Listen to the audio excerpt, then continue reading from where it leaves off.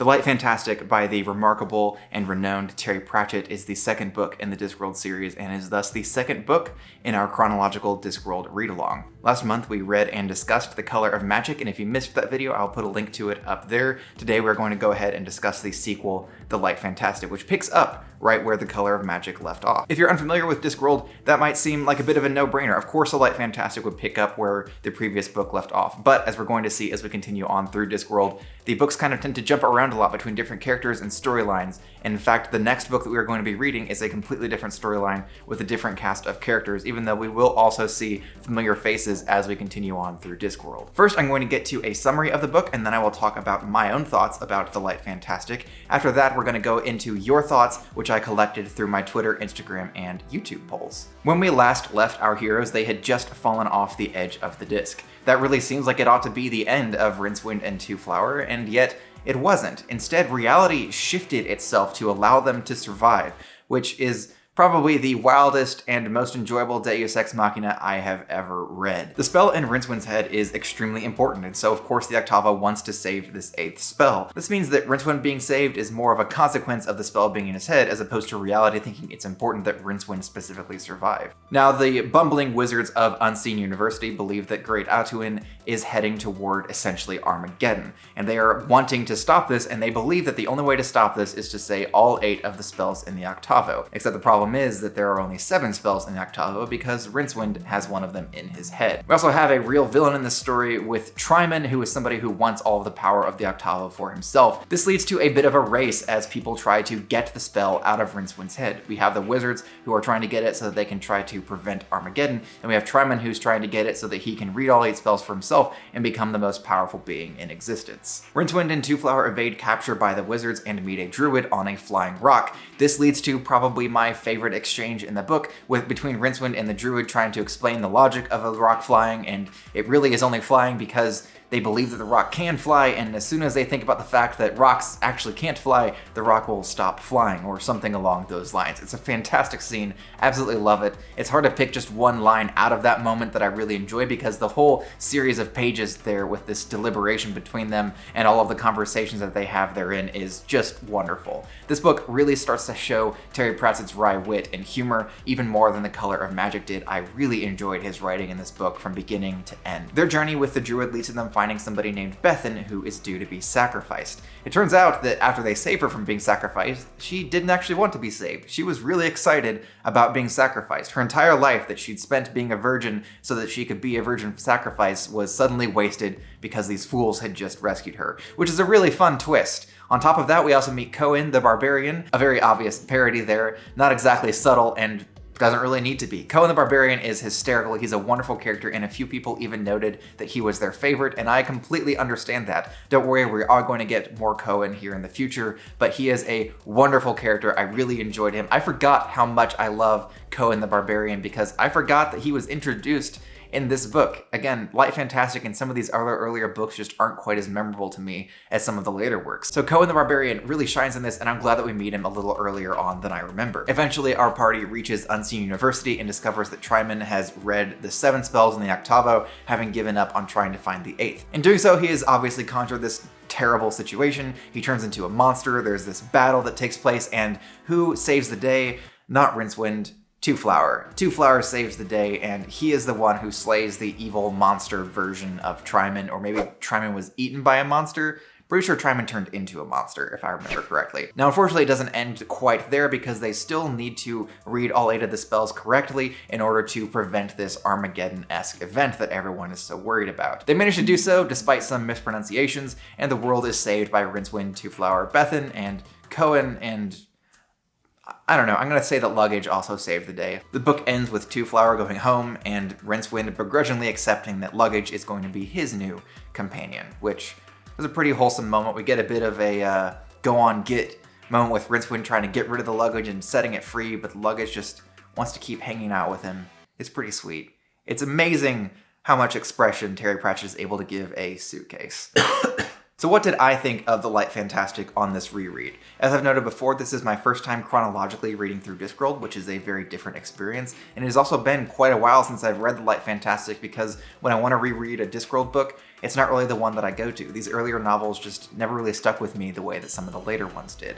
So it's been a while since I picked up The Light Fantastic, and it was actually better than I remembered it being. I did recall it being better than The Color of Magic, but I didn't remember it actually being quite as enjoyable as it was. There are obviously some hiccups here. The story is a little bit lacking and pretty generic, but the humor is all there. The characters are wonderful, and the setting is just as wonderful as I have always remembered it. So the book is pretty solid. I still had a great time reading it. I read it a little bit faster than I got through The Color of Magic because I was just having a better time reading it. I would probably give this one 4 stars because while the story's bones are pretty predictable and very standard for a fantasy book, the meat there is really unique and fantastical. I love Terry Pratchett's writing, and no one could make this book as entertaining as it was except for him. I especially like that we have one recognizable villain in the story as opposed to The Color of Magic, where we didn't really have a villain we could really pinpoint. It was multiple villains throughout all of the different chapters or short stories of the book, and they didn't really have a cohesive plan. There wasn't anything to really worry about. Whereas in The Light Fantastic, we have some definite plot threads that are both concerning to us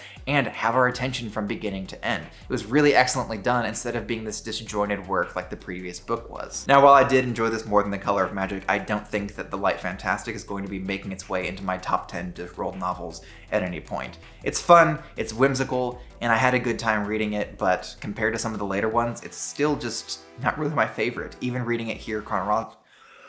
We are watching Discworld be formed in these earlier books. Light Fantastic and Color of Magic especially are very much about world building and setting the stage more so than they are the characters and having a really excellent story. We're going to get to great stories here in the near future, but right now it's really just focused on world building, setting up the characters, and that sort of thing. With all of that said, let's go ahead and move on to your thoughts on The Light Fantastic. If you aren't aware, I have 2 dates associated with each book in this read-along. The first date is going to be when the discussion posts go up, and then the next date is the date when this video goes up. The discussion posts are put on my YouTube, Twitter, and Instagram accounts, in which you can go and answer questions about The Light Fantastic, give me your opinion, answer polls, and even send me quotes or favorite scenes that you have in mind. So the poll results and responses that I'm going to be going over in this part of the video are all from people who are participating in this read-along, and I am so glad to have so many people along for the ride, and if you want to participate, I would absolutely love to have you. Just keep an eye out for the next discussion post, which will be on the 3rd book, and we'll talk more about that toward the end of the video. I'm going to begin with the poll results. I have a number of polls that I'm going to do for each of the books in the Discworld series, and The Light Fantastic begins with a star rating. I want to get a feel for how you would rate The Light Fantastic between 1 and 5 stars.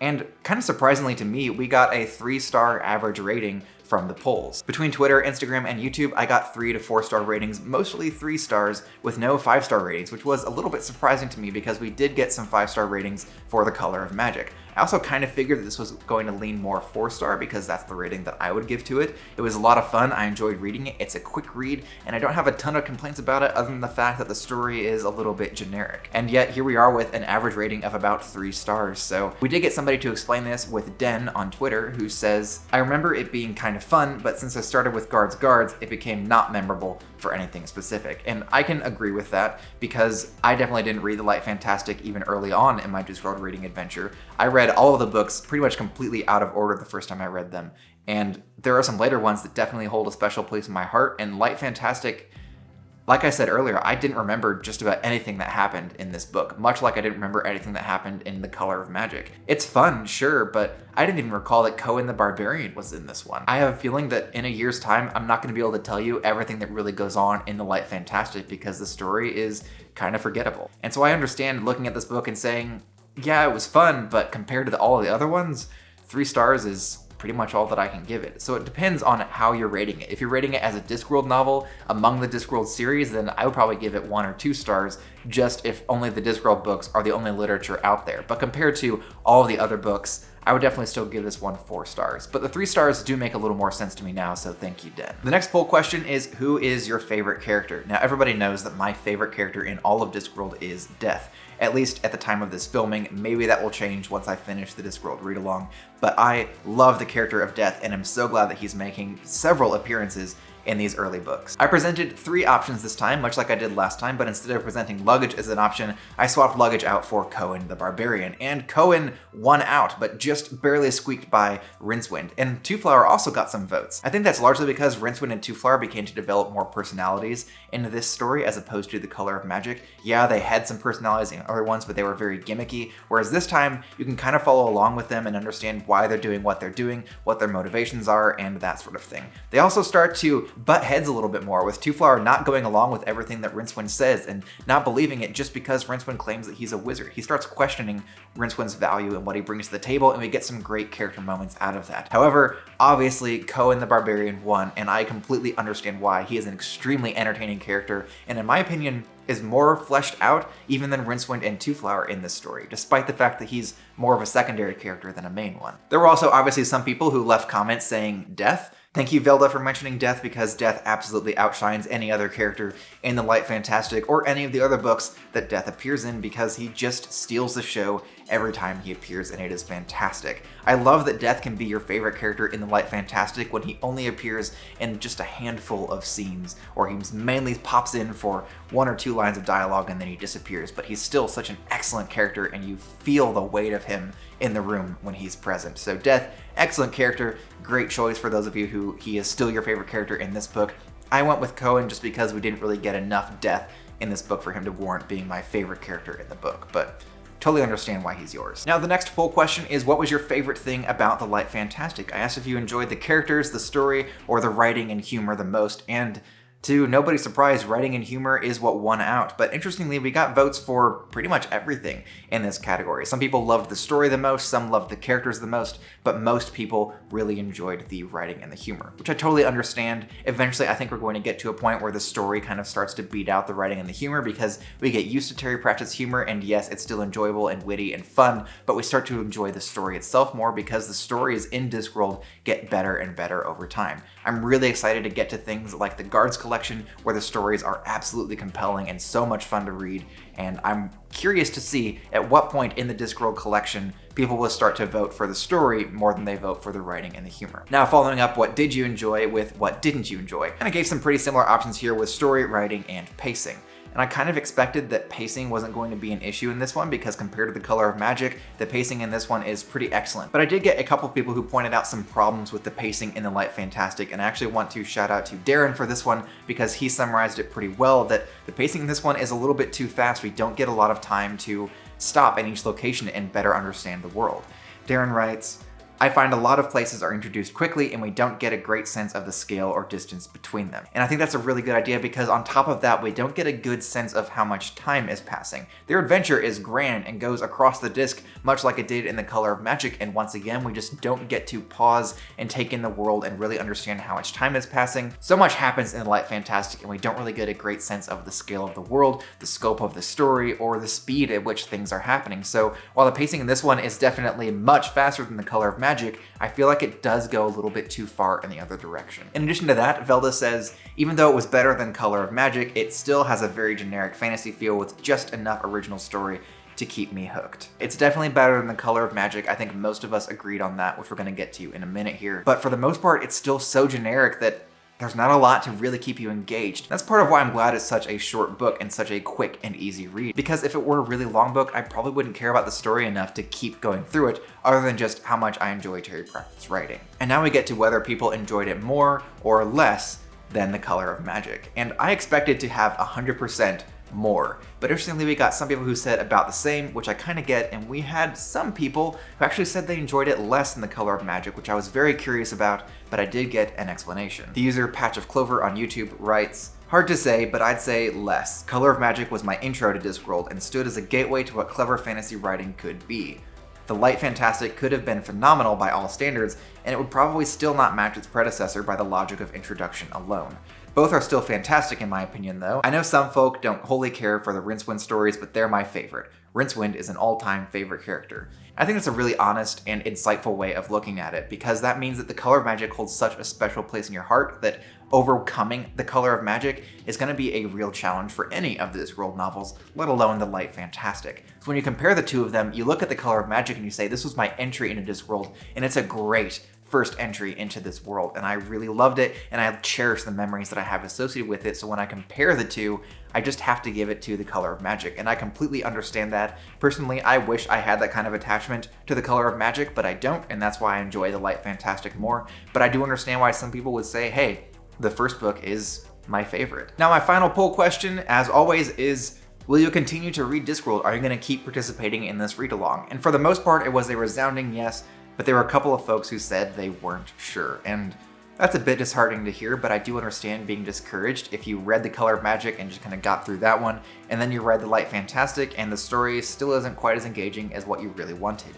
My hope is that the wit and humor of Terry Pratchett is enough to keep you reading and continuing on with this read-along, because the stories only get better from here, and his writing and humor only increase in enjoyability, which I know is probably hard to believe for most of us. It's hard for me to believe that it gets better from here. Just reading this, I'm still laughing out loud even in these early books. So the fact that I know that it improves even from here is just exciting. I can't wait to laugh until I cry again at some of the later Terry Pratchett books during this read-along. So I would encourage you to keep with it, keep going, get through these early books. They're really quick and easy reads, and again, it's just gonna keep getting better. Now, I also asked people for their favorite quote or scene, and I got a number of responses. I'm always enjoying these, especially because it's a chance for me to kind of relive that moment of the book. Maybe it's something that I kind of forgot despite having just read it, because there were other moments that really stuck out to me, and I really enjoy seeing the moments that stick out to other readers. I got a great quote from Ken that I'm going to go ahead and read to you here. Not only is this just a fun and amusing quote, but it's also just a great bit of world building that sets the stage for some later content in Discworld. Unseen University had never admitted women, muttering something about problems with the plumbing. But the real reason was an unspoken dread that if women were allowed to mess around with magic, they would probably be embarrassingly good at it. This is an excellent quote choice. It doesn't just capture Terry Pratchett's wit, but it also captures a bit of world building and shows you a little more about the kind of people who are populating Discworld. It pokes a bit of fun at the sexism that is prevalent not only in the real world, but in the fictional world of Discworld. And later on, we're going to find out what women really can do with magic in Discworld. In fact, I think we find that out in the next book. And speaking of the next book, we're going to be reading Equal Rights next. Equal Rights is the third book in the Discworld series, and it's going to take us away from Rincewind and the Unseen University and focus on the witches. My discussion posts on Twitter, Instagram, and YouTube will be going up on January 4th, so you have a little over a month to read through this book. After the discussion posts, the following Wednesday, January 11th, I will be posting the discussion video similar to this one, and we're going to talk about Equal Rights, and then we're going to dive into the next book. If you do not already have a copy of Equal Rights, I'm going to have a link in the description, and if you buy through that link, I get a few cents from that sale, which I would really appreciate because I lose all of my cents every time I make one of these videos. Thank you so much for participating in this read-along. Welcome to my new space. Obviously still a work in progress, as half of the stuff that I've put on the wall has already fallen down, but I'm excited to film more stuff in here and continue to get it ready, reduce some of the echo that I know is definitely going to be annoying for me to remove in post, and I'm just really stoked for this next chapter of my life and this channel. So again, thank you so much for participating in the read-along in this channel and anything that I'm doing here. I do really appreciate it, and I'm grateful for every one of you. I'm going to go ahead and start editing this video now because it's supposed to go up today. It's supposed to go up about 6 hours ago, but as you all know, I have been moving into this house and I only just finished setting up this recording studio. So thank you for cutting me a bit of slack while I'm in this transition period. Oh yeah, and if you want to see another video from me, you can do so by clicking up here. All right, gonna go edit.